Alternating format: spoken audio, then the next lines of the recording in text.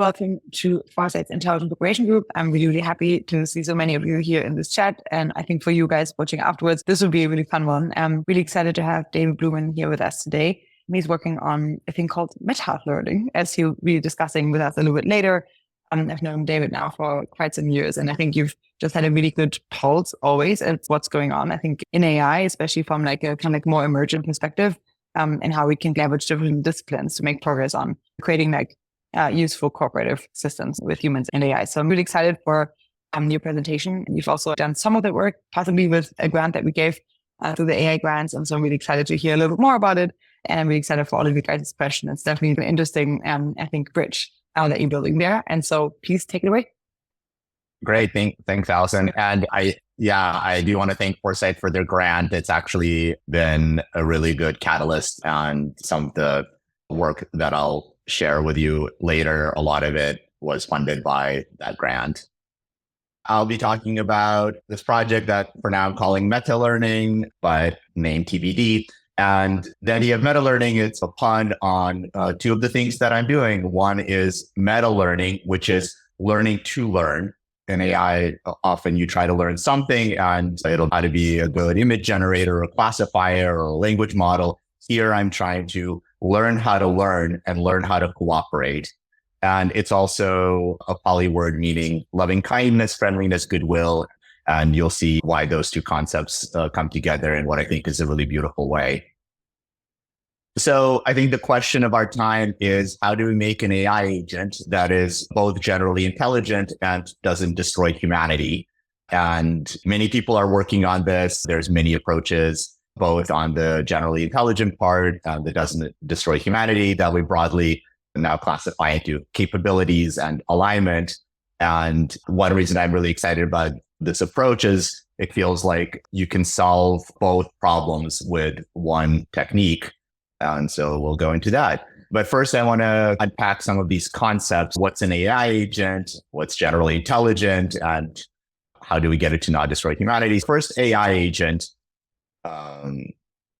So there's a lot of people talking about, what's an agent? Does it have goals? Can it do planning? And we can get into technical definitions, and there's many good working definitions of an AI agent. For this talk, I want to simplify it and define an agent as basically it's a thing, so a function, a black box, that takes as input all of its past observations. So everything that it has ever encountered in its lifetime is one big stream of observations. And what it outputs is its next action. Here's a little AI agent, and here's all the things that's happened to it so far. And, got breakfast and went to the gym and sat through some boring office meetings. And now it really needs a coffee. So that's what it decides to do next. And then you can just iterate this after it decided to get its coffee and got its coffee. Then it decides what it's going to do next, which is join this Zoom meeting. So that's what an agent is. In this formulation, it's very simple. It's a function that takes a sequence of past observations and outputs the next action. And this is a good working definition in a lot of reinforcement learning. So then what's generally intelligent? And again, people have been arguing about definitions of general intelligence, and there are a bunch of great working definitions. The way I've been thinking about it lately is it's a grab bag of behaviors. So this agent is going to, given its past experience, going to choose some actions. And then if we observe how this agent behaves and what it's doing, we can pull out a bunch of behaviors. And some of these behaviors that we associate with general intelligence is that it learns the environment dynamics. So it figures out, what is this world that I'm in? What can I change? What can I not change? What can I predict? How does it work? It can take actions, make mistakes, learn from them. It can balance exploring the environment to gather new knowledge and beliefs versus exploiting its existing knowledge to accomplish whatever it's trying to accomplish. It's able to learn, and it's able to learn via sample efficient techniques. So, and what that means is that it's able to learn quickly. Self-driving cars learn to drive over billions of lifetimes of data. A teenager can learn to drive over 2 hours. So the way it learns is much more efficient, requires a lot less experience than a more naive approach. It generates theories about the world and then tests them as a way of figuring out how the world works, makes plans. So it's able to have goals or accomplish tasks that require stringing together many actions, and it can modify those plans, and it can communicate with other intelligent entities, whether by direct communication like speech or by figuring out what their incentives are and training them or incentivizing them to behave certain ways. And there's a lot more behaviors here. I think there's a way to think of general intelligence as some beautiful mathematical theorem about fitness, but I think it's for the purpose of this talk, I think it's more useful to think about it as just a collection of various intertwined behaviors that makes an agent capable of solving any problem that we put in front of it. And so how do we make an intelligent agent? I think there's broadly two approaches. One is we could design it. And this has been one big push in most of the history of artificial intelligence. The metaphor has always often been, you don't have to figure out how a bird works to build a plane. So we could figure out, what is the core components of general intelligence, and then we can engineer it. And some efforts have been somewhat successful.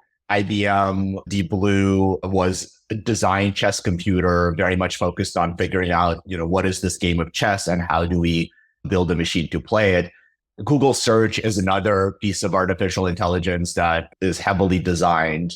And in linguistics, there's been a lot of effort in figuring out how does language work, how do you structure it. And so there's this whole set of approaches that I would broadly call like cognitive architecture approaches to AGI, where we pull out all of the components of what we think of as intelligence. There's something that's handling perception and something that's modeling the world and doing planning and figuring out how different plans can be adjusted. And we can pull out all of those components, connect them up in intelligent ways, and hopefully get something that is able to do these intelligent behaviors. And there's a lot of people pursuing this. I think this is a viable and attractive direction. But one lesson that I've taken from the recent AI revolution is that this is really hard, and often the systems turn out a lot more brittle than we anticipate. And there's this other approach that is responsible for our latest set of AI capabilities, which is learning this agent. And so learning takes a different approach. Rather than trying to engineer all of the components and connecting them up together, instead we take a bunch of data, we train a very large model, a very large neural net on that data. And then what we get is something that's capable of doing many different tasks, even though it was not really trained to do any particular task. You just put a bunch of data in, and out comes a capable system. And to talk about why that works, we'll take a little detour into the universal function approximators. So neural networks are universal function approximators. And what that means is that you can build a neural network. So it's just like a bunch of linear algebra, and you can train it to approximate any function. And there are obviously constraints of what the structure of the network is, and not every function can be approximated equally well. And it might take a really long time to learn certain functions. So this isn't some kind of magic box, but it's pretty magic. And so what do we mean by a function approximator? So an easy one is, let's say we want to train addition. So we can take a bunch of inputs, so 2 and 5, and an output 7. And then we can just feed that data into a trainer that trains this neural network, and it'll adjust the weights until what the network mostly does is addition. It's not necessarily always going to be right, but it's going to be right a lot of the time. And the more you train it, your network is, plus a bunch of other details, but you can get something that will pretty much always successfully be an adder. And this applies to other things. So you can take something like language, like words and pictures, and then train a model that, given some prompt, will output pictures. So you get Dolly. And I want to thank Dolly for most of the images in these slides. We can see this is a fairly successful technique that doesn't just work on simple functions. It can work on very complex functions, as anyone that's played with image generation can see. Similarly, this is how we got ChatGPT. We trained the model on prefixes of text and have it just tell us what the next word is. And it's able to do simple things like complete common sayings, like it was a dark or stormy night. But it's also in this format able to answer questions, factual questions like what's the capital of France. It's able to translate between languages because you can say, here is a word in English. What is it in Spanish? And it can even do complex inference. So you can give it some detective novel and it'll tell you who the killer is. And all of that just comes from feeding it lots and lots of data and training a function approximator that's doing essentially predicting the next token or the next word. All of this is a really powerful technique. And this is how, without having any explicit linguistic knowledge that's been put into this neural network, you get a really powerful language processing system. If we're trying to train AGI, then the question is, okay, what's our training data? What is it that we can feed into this neural net trainer to get a generally intelligent agent? And to talk about that, I want to just talk a little bit about reinforcement learning, which is how traditionally we think about agents. So you can think of an agent repeatedly interacting with its environment. So the environment sends some state or observation to the agent.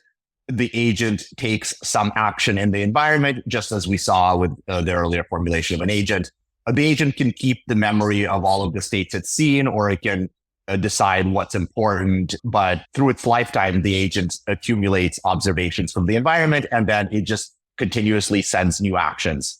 And then the environment can reward the agent, which is how the neural net learns. So essentially, the environment gives some feedback to the agent that says, hey, here's how well you're doing so far, or here's how well you've done. And this is essentially how you train a neural network that's agentic, is that you don't just start out with a big training set of here's a bunch of text or here's a bunch of image word pairs. You build an environment with which the agent can interact, and it's the environment that generates the training data. So then the question is, what's the right environment? Essentially, we're still trying to figure out what data can we train this neural network on. And it's not about having a data set now, it's about having a data set generator, essentially some environment with which the agent can interact in order to train the neural net to be whatever the agent is going to do. And what I think we want for building an AGI is essentially an intelligence treadmill. So we want an environment where there's always something to learn. When you find a solution to something, it just creates new problems. So you're never done. There's always some new problem to be solved. The environment is dynamic. It's always changing. So the agent can't just learn some rule of thumb for a particular thing and then be done. There's always something new that needs to be learned. One way to think about it is that the environment is anti-legible. It resists understanding. So when you understand something, now things change and you have to understand something else. It's not something that can ever be fully learned. And the intuition for this is that as the agent gets smarter, the environment gets harder. And my claim here is that if you can create an environment that has this feature where there's always something new to learn that can be learned, then what the neural network learns to do is it learns how to learn. It learns how in every episode, in every lifetime, it comes into the world knowing some things, but there's new things that it needs to figure out in order to be successful. And it's those things that it has to figure out how to learn. So it has to figure out how to explore, how to form beliefs, how to perform experiments, how to learn from its mistakes, how to balance exploring versus using its existing previous knowledge. So all of these things, all of these behaviors that we associate with general intelligence, it's pressured to do if you put it in a world where that's how it succeeds. And then I think the other important feature is that this environment should be computationally efficient. And you can imagine really interesting environments where a lot of the compute is spent on just trying to process a bunch of video data that doesn't actually have that much information, and or running really expensive simulator like physics simulators where every time the agent wants to do something, you have to simulate a lot of things. And that would be an interesting environment, but it would be very slow or very expensive to run at scale. So we need a lot of data out of this environment. Unfortunately, most reinforcement learning, probably I would say 95% of papers in reinforcement learning works with really simple environments. These are some very popular ones. These are Atari games and some various other video games. And when you read most real papers, this is what people are working on. And there are some good reasons for that. These environments, it was pretty impressive that AI, knowing nothing about the world, can learn how to play these video games. And they're old games, so they're fast to run. They have a lot of research. People like working on problems that other people have solved so they can show that their solutions are better.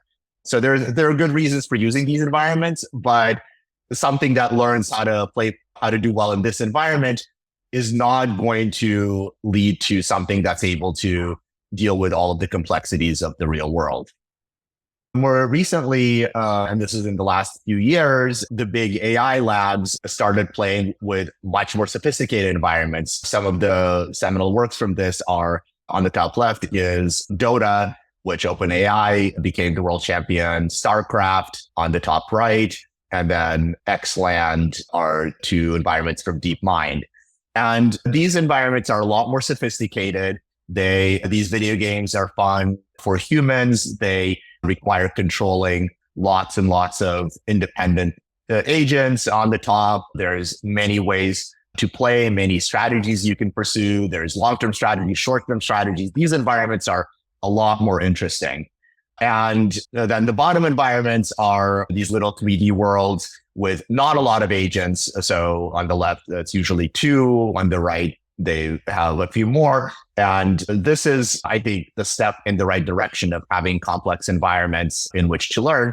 They're still not explicitly trying to learn general intelligence, but what they do get from training in some of these environments is the ability to have a model that's trained for a while in these settings, and then it's able to do other tasks that it never had to do during training. They're starting to get models that are more generally capable than what they've been trained for directly. And the downside here is these video games are powerful, expensive simulators to run. These labs trained on thousands of GPUs, and a lot of compute was required just to run these video games. And you can see, especially the bottom ones, it's like these agents are in a physics simulator. They're in a 3D world. They have to figure out what's going on. So they have to solve basic vision before they can start actually doing interesting behaviors. There's just a lot of compute that goes in to even just extracting useful information out of this. But one thing that they have in common, and what I think a lot of successful RL projects have in common, is this realization that other agents are critical. And the way to think about this is, if you want an environment that gets harder as the agent gets smarter, one thing you could do is build a really complicated world where there's always something new to discover. But no one's really figured out how to do that. And a much easier technique is to just fill the world with other agents. So as an agent gets smarter, everyone around that agent gets smarter too. So if some agent figures out a way to outcompete other agents, then the other agents can copy it or find a counter strategy. If some agents learn to work together and cooperate, some other agent learns to free ride and exploit their cooperation. Anytime there is some kind of a behavioral niche that's discovered, it immediately gets filled by other agents and then quickly eliminated. And if agents cooperate in various ways, then those alliances and coalitions are constantly shifting because some other agents can form a counter alliance, or there's some other group organization that counters the existing one. And I think as we've all learned, social dynamics are really complicated. And so there's just a lot of complexity that's generated by there being other intelligent beings in your world. And my belief is that a human intelligence and generally things that we associate with increased intelligence emerged out of having to solve social problems in social environments, much more so than having to solve problems in just the complex world that we live in. And so the idea is to lean into this insight and focus on multi-agent settings as one of the main drivers of open-endedness and complexity generation. So when we talk about other agents, there's essentially two things that we're talking about. One is competition. And this is how we got world's best Go player, or how we got AI to defeat the world's and thus become the world's best Go player, and chess, StarCraft. Basically, all of the results in game playing AI came from AIs essentially playing countless lifetimes against itself. And so when you play against yourself, as you get smarter, your opponent, who is also yourself, gets harder. And so it's a really great technique for discovering new strategies, as well as discovering exploits to existing strategies, which then gives rise to robust strategies that cannot easily be exploited. And the problem with competition is that anytime you pursue a behavior that's not optimal, that is exploitable, it's quickly exploited. And so you're immediately punished for ever going out of some valley of competitive optimal behaviors. So it's really hard to explore. You can think of it as, you're on this island of optimal behaviors. And if you ever venture off the island, the dragons get you. So it's really, even though potentially there's a lot of different ways you could play Go, most ways to play Go are closed off to you, because if you ever put yourself at a disadvantage to your opponent, then your opponent will crush you. And many types of behaviors that are available in the environment are not available in a purely competitive setting. The other way that agents can interact is cooperation. And cooperation is powerful. You can see that many things that we associate with advanced intelligence come from cooperation. So cooperation requires communication. It allows for specialization. It creates systems, group systems, complex group dynamics. It allows for collective intelligence, where you can offload some of your beliefs and discoveries about the world to other people and then either learn from them or trade with them. So this really unlocks a whole set of really sophisticated behaviors that, again, if we're trying to create an environment where there's something new to learn, this is the behavior space. This is a really rich behavior space that we want to unlock. Just to be clear, a lot of this is also possible with pure competitive settings. Purely competitive species still communicate. Communication is still useful even with adversaries. Specialization is still useful. All of these things are possible in competitive settings. They're just much, much harder, and only some small subset of them can be stable, and an even smaller subset of them can be discovered. So cooperation really flattens out the behavioral landscape and allows a lot more complex behaviors to be pursued. The problem with cooperation is it's really hard. There are prisoner dilemmas everywhere. There's so many opportunities for one agent that's trying to cooperate with another agent to be stabbed in the back or betrayed. And so it's really hard to get cooperation off the ground, because a priori of nothing, the way the game theoretic landscape is set up, most cooperative strategies are very easily exploited by non-cooperators. So nature has a solution to this, and that solution is kinship. There's a famous joke, I actually don't remember who to credit this to, but I would lay down my life for two brothers or 8 cousins. And because the organisms that nature creates come from genetic evolution, there is this property that from the genes perspective, your children or your brothers have 50% of your genes. So as far as the gene is concerned, if it can do something to your detriment that'll benefit 3 of your brothers, it's going to push the organism to behave in such a way. Genes that create this on the genetic level give rise to organisms that are able to cooperate in various ways. And there's a whole spectrum between species, some hive mind species like ants or bees, where a worker ant or a soldier ant is never going to pass on its genes. The only way the genes of the worker ant gets passed on to future generations is if the queen reproduces. And so you get organisms that are entirely, completely altruistic. The only thing ants care about is the success of the queen, thus the success of the hive. And the problems that those ants try to solve are more about coordination, how to support the common good, how to figure out what is it that we should be doing that is going to be best for the queen. That's still a lot of really complex problems to solve, but they're on one side of the spectrum.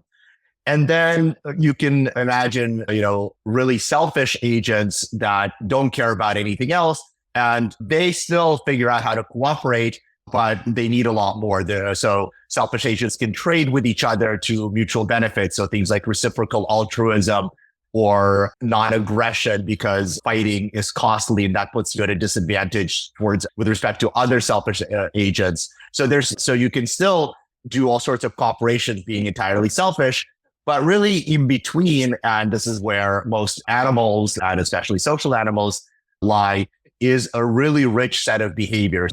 With people that you share 50% of your cooperative behaviors to form, such as negotiation, building trust, maintaining norms, maintaining a reputation, gossiping about other people's reputation.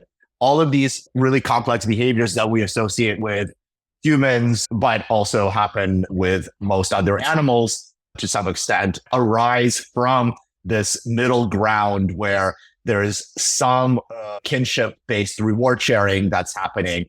And also out of that come a lot of our emotions, if you think of emotions as adaptive behavioral programs, such as feeling jealousy when someone you're cooperating with might stop cooperating with you, or feeling shame when you've done something that other agents will view as non-cooperative and thus may stop cooperating with you.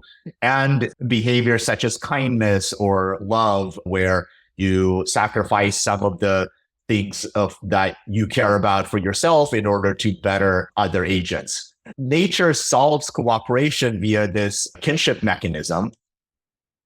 And and essentially organisms evolve in this environment in evolutionary biology. It's called the Red Queen environment, where essentially as you get smarter, you have to keep working just in order to stay in the same place relative to others. So you have to keep moving forward. It's essentially this intelligence treadmill, the way nature created it. So you have a interesting environment. The real world is a really interesting environment. It's full of other agents. Many of them are your own species. Many of them are your kin. And it creates this high dimensional behavior space because it's got a lot of cooperation, a lot of competition, and reward sharing mechanisms that enable this cooperation to actually get off the ground. So, I forgot, I need to fix the slide. But basically, the way we got an LLM is the recipe is basically we have a lot of training data, and this is all of the internet. So a bunch of text that humans have generated. And then we train a really large model on it, and we use a lot of compute to do that. And then we get an LLM. And so I want to argue that the way we get AGI is we copy this recipe. We get a lot of training data. So this is an environment, the intelligence treadmill environment. And we train a very large language model using a lot of compute.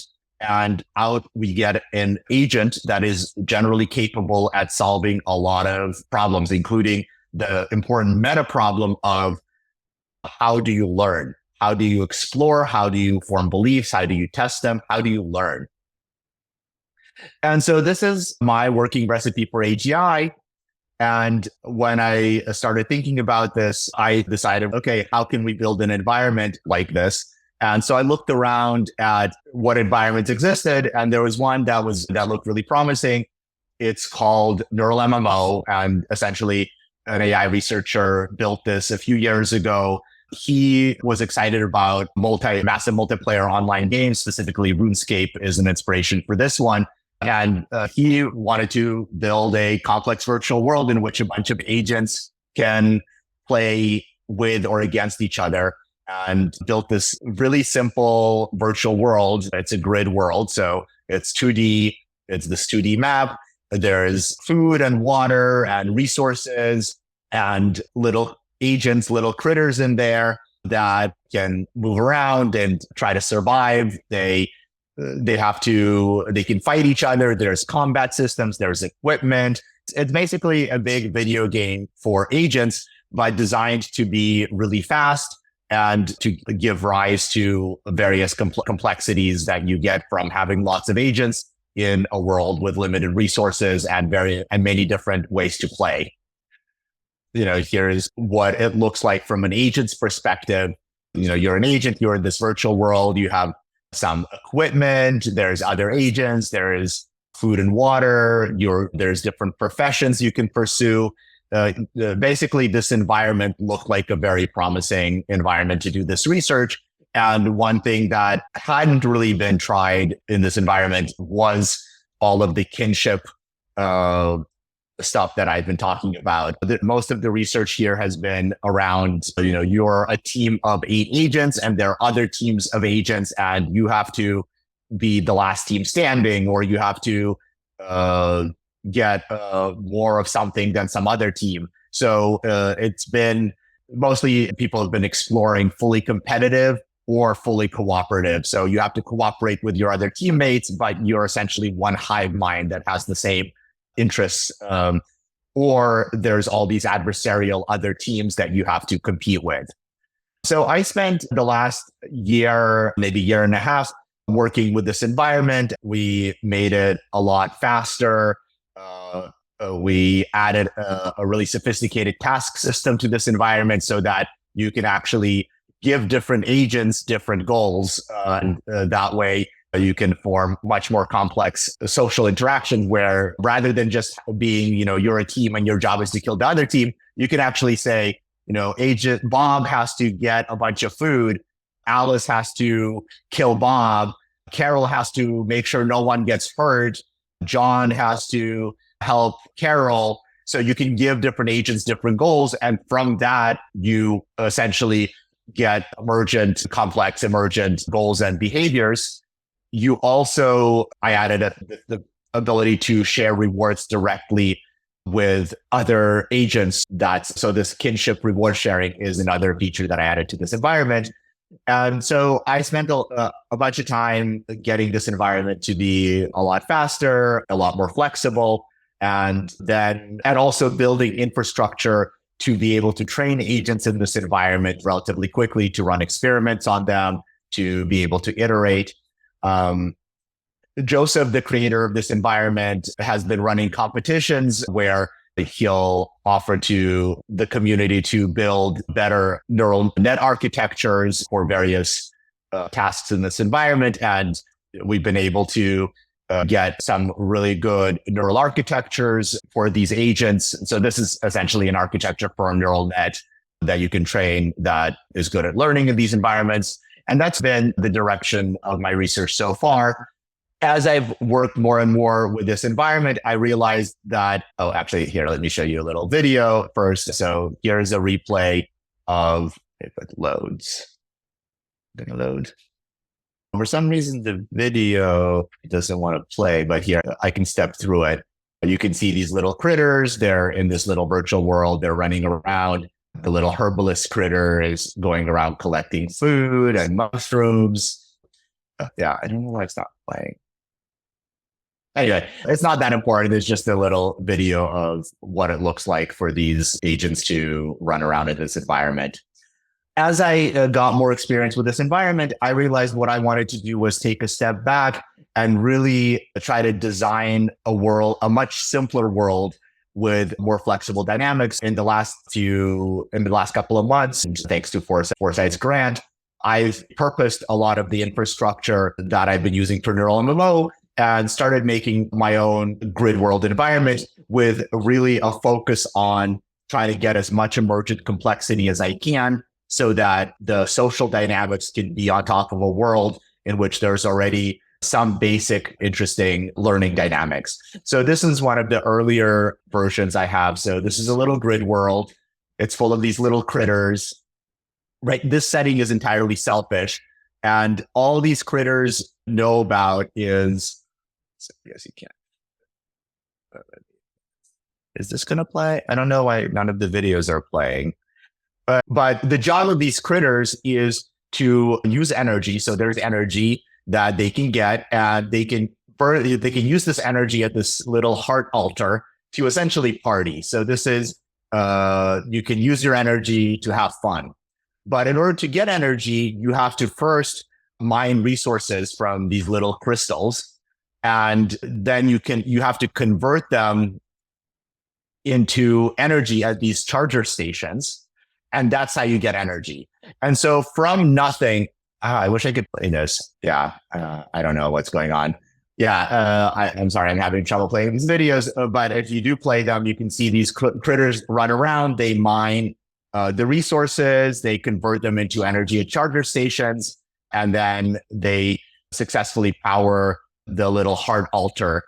And what's cool about it, and yeah, it's too bad I can't actually get it to play, is that they learn all of these behaviors just from being rewarded for powering the heart altar. So they learn how to harvest resources. They learn how to convert them into energy. They learn how to get there first. All of these behaviors are just learned automatically.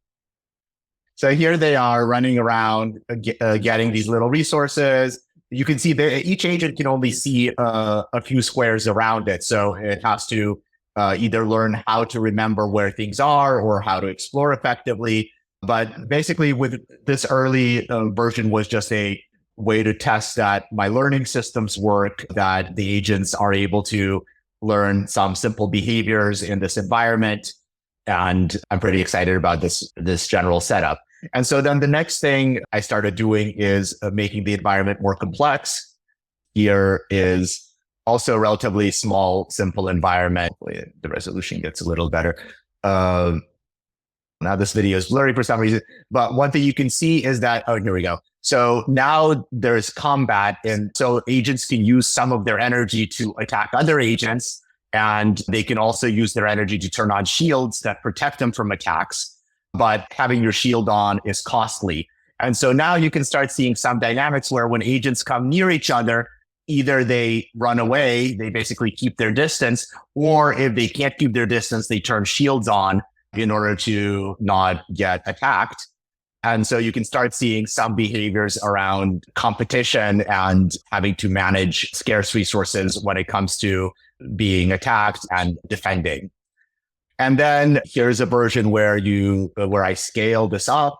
So this is, I think, I want to say 40 agents, maybe 20 agents, but essentially a much more rich world with a lot of agents where I think you could start getting more interesting group dynamics emerging, but it's also much harder for a human to see what's going on. But you can still see, they're able to.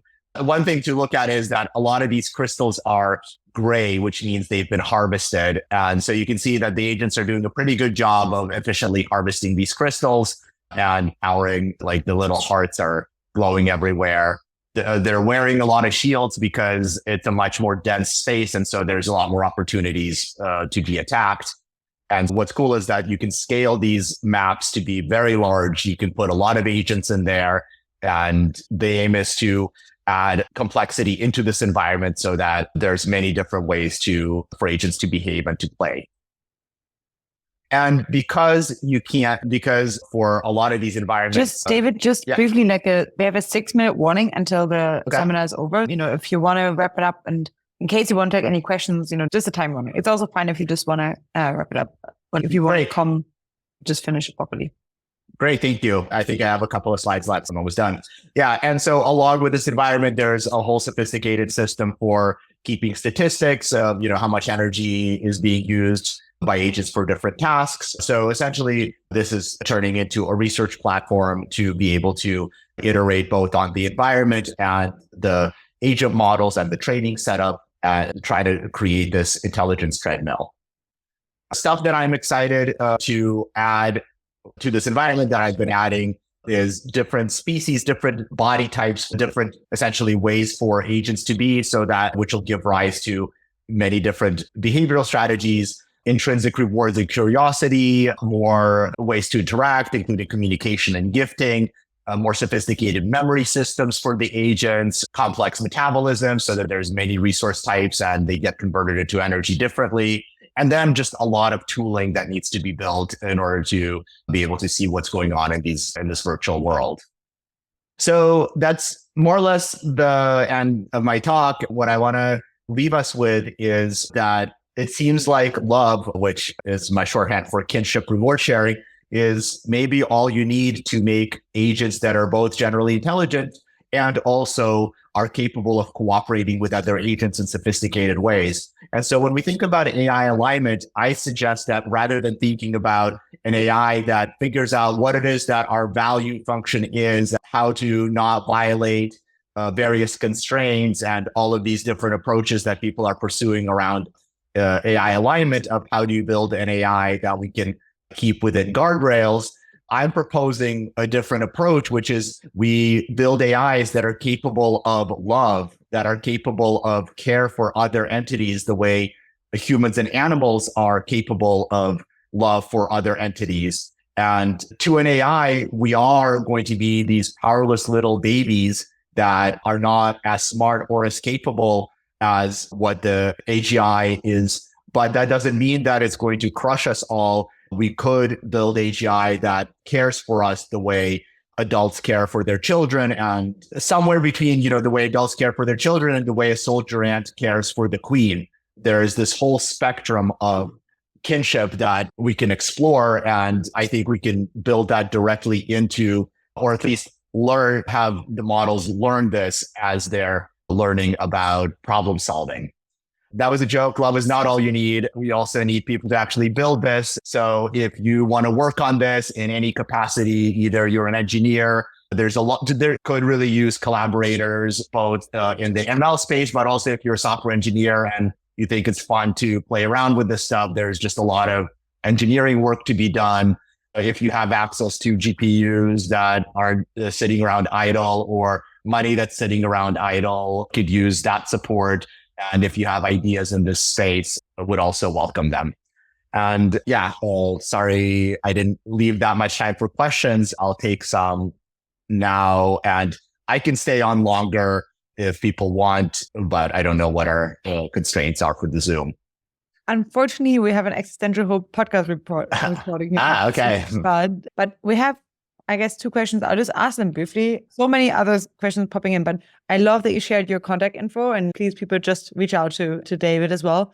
One of them is, given people and resources, is selfless love a robustly emergent property of your environment? Any mathematical hints for proof? And then from Evan, any concerns about training a general intelligence in an explicitly competitive and violent environment? Yeah, I'll answer the second question first, because I actually remember what it is, and then you can re-ask the first question. But yeah, so one thing that I try to do with this environment is that it's not that violent. There is no death. When you lose a fight, you are frozen for a little while, and the other agent gets to steal some of your stuff. So it's not, I try to make it not be extremely violent, but I think if you zoom out and you think about any intelligence or any system, really, fundamentally, there's finite resources, there's finite energy, finite compute, there's finite something, and there's an infinite number of things that you can do with it. All environments are competitive. And whether that competition means that your genes don't propagate, or you have less stuff, or you're able to do less, your mind is able to do less things in the future than some other mind. At the end of the day, this is all a system for allocating finite resources to infinite possible behaviors. So I don't think there is any other way to do it. I think you're always training an intelligence in a competitive environment, because all environments have finite resources. And really the counter to that is have the environment also be cooperative, so that you learn how to cooperate with other entities. And then can you restate the first question? Unfortunately, we have to, because I have to hop off, but you shared your email address here. People, please, reach out today. Like a few have also asked for yours already here in the chat. So I just shared it again here. But I'm really excited about this. This was amazing. I really loved the entire genealogy of this project and how you went into it. And I think it's really exciting to see the little critters like doing their business. So thanks a lot for joining. That was really fun and so applied. Yeah, that was a really interesting presentation. Thank you so much, David. Thanks everyone for your great questions. I'll hope to share the chat with you, David, afterwards, because there was a lot of really interesting discussion in there as well. Thanks everyone so much. And please do contact David. And David, I hope to see you very soon in person. Please reach out. We're joining the Discord and we can chat about all the stuff there. Yeah, if you want to share again the Discord link with me, then we can put it in the follow-up email that we send out to people afterwards. Sounds good. All right. Thanks, everyone. Have a good one.